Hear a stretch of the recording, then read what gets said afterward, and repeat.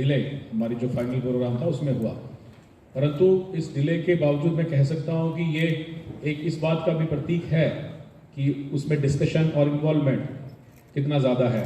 ये दर्शाता है कि यूथ अपनी जो ao querido prefeito da cidade do Rio de Janeiro, da qual eu sou habitante, to the mayor of city of Rio de Janeiro, Eduardo Paes, ao nosso querido secretário. जैसे मैंने कहा था, G20 का आयोजन भारत के लिए एक गौरव का विषय है।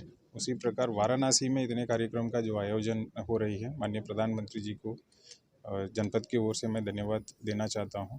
अब Y20 इसलिए और महत्वपूर्ण हो जाता है क्योंकि आज के युवा ही जो भविष्य की गवर्नेंस, भविष्य की जो गवर्नमेंट्स की पॉलिसी से इसको इन्फ्लुएंस करते हैं।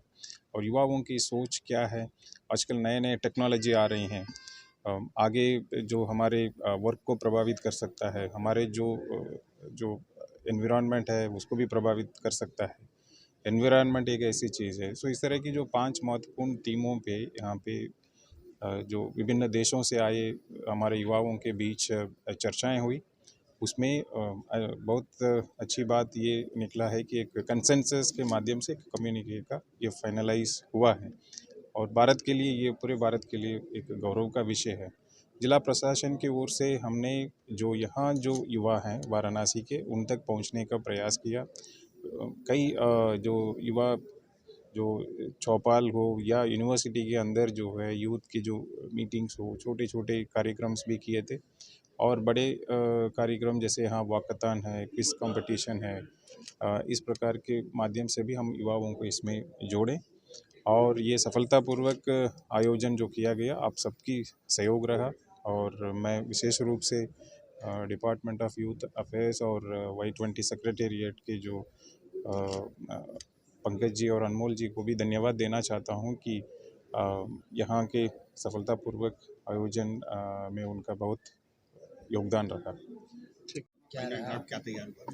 जी Y20 के समापन की हम लोगों को बहुत खुशी है। पिछले 8-9 महीनों से हम लोग लगातार लगे हुए थे कि किस प्रकार से Y20 का जो संदेश है वह देश के कोने कोने तक हम लेकर जा सकें।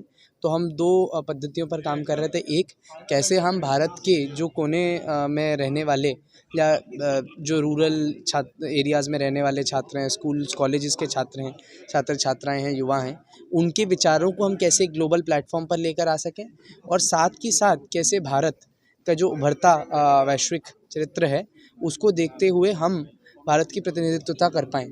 और उसमें भारत का जो हमारा अभी ग्लोबल साउथ की बात रखने का जो पर्सपेक्टिव चल रहा है, उसके साथ दुनिया के जो पिछड़े हुए देश हैं उन सब की आवाज़ उठाते हुए कैसे हम ग्लोबल नॉर्थ और ग्लोबल साउथ के बीच का एक ब्रिज बने, कैसे वेस्टर्न और ईस्टर्न कंट्रीज़ के बीच में जो कई अलग अलग विषयों पर अपवाद चलते रहते हैं उन सब को सॉल्व करें। तो इन 2 दिशाओं में हम लोग लगातार काम कर रहे हैं। तो और हम बहुत ज़्यादा खुश हैं कि ये समापन सेरेमनी के साथ साथ Y20 कम्युनिके भी आ पाई, जो एक समय पर बहुत मुश्किल लग रही थी आनी, जो काफ़ी देशों के बीच में काफ़ी अपवाद थे। आप सभी जानते हैं एक भौगोलिक स्तर पर क्या परेशानियां चल रही हैं, उसके बावजूद Y20 कम्युनिके ला पाया। यह एक बहुत ही सफल तक मैं मानूंगा। सारे डेलीगेट्स जो आए थे बनारस में और आप इंडिया का प्रेजेंट कर रहे हैं, तो बनारस को लेकर उनका क्या ख्याल है? बनारस को देखने के बाद उन्होंने क्या सोचा और क्या कहा? क्योंकि वाई समिट में युवाओं का ही नाम है और युवाओं का ही देश है। सभी जो युवा बनारस आए वह बनारस की जो खातिरदारी थी और जो हॉस्पिटैलिटी थी उसको लेकर बहुत ज़्यादा खुश हैं। काफ़ी डेलीगेट्स अचंभित रह गए कि किस प्रकार जैसे जब भी अपनी गाड़ियां चलती थीं तो पूरे ट्रैफिक को रोक दिया जाता था एवं जो हमारी लोकल सरकार है उसने ग्रीन कॉरिडोर्स की व्यवस्था भी करी थी। साथ ही साथ सभी डेलीगेट्स का काशी विश्वनाथ मंदिर जाने की काफ़ी इच्छा थी। आज सभी डेलीगेट्स काशी विश्वनाथ जी के मंदिर होके आए हैं। काफ़ी डेलीगेट्स गंगा आरती करने गए हैं। आज भी एक क्रूज शिप। आज Y20 का समापन रहा, कितना सफल आयोजन रहा और क्या कंक्लूजन निकल कर आया सब?